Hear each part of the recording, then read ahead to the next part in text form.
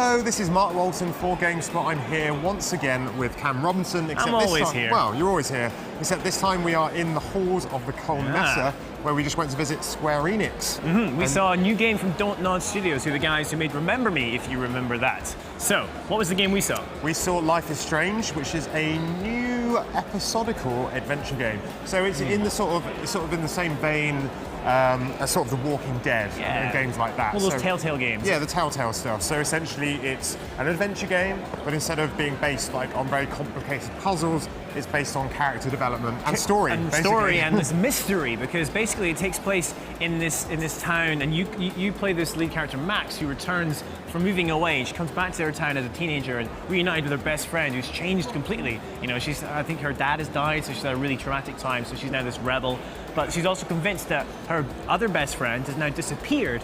And I think it looks like you're going to help her try and track down this missing best friend. So it's sort of like maybe a murder mystery, potential murder mystery. Kidnapping mystery, maybe. Kidnapping. Who knows? Yeah. Now, I mean, obviously with a lot of these games, what's important about them is the character development, the story, and particularly the voice acting.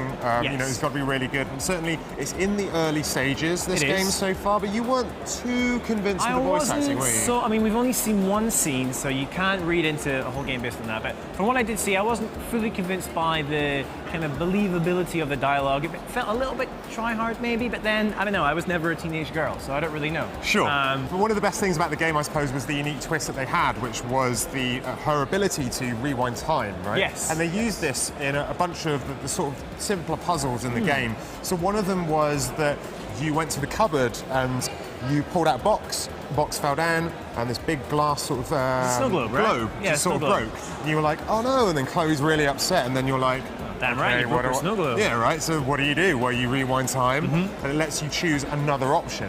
And that goes through everything, so like from dialogue trees to like interactions with objects, all of them will have repercussions along the line.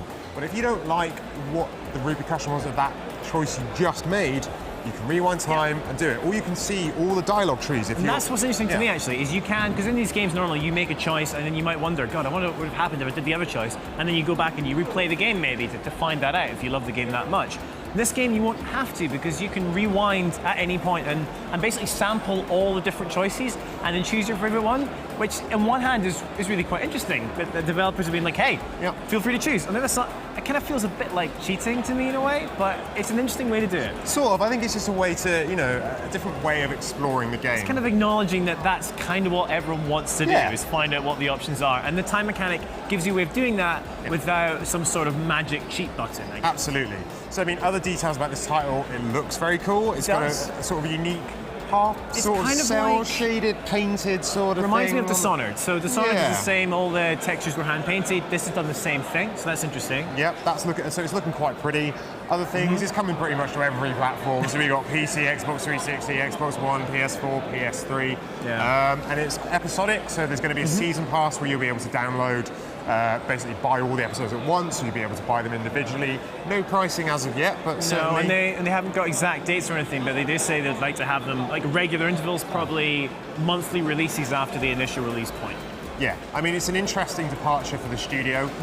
Hopefully we'll get to see more of it over the coming months. In the meantime, if you want more from Gamescom, just head over to GameSpot.com.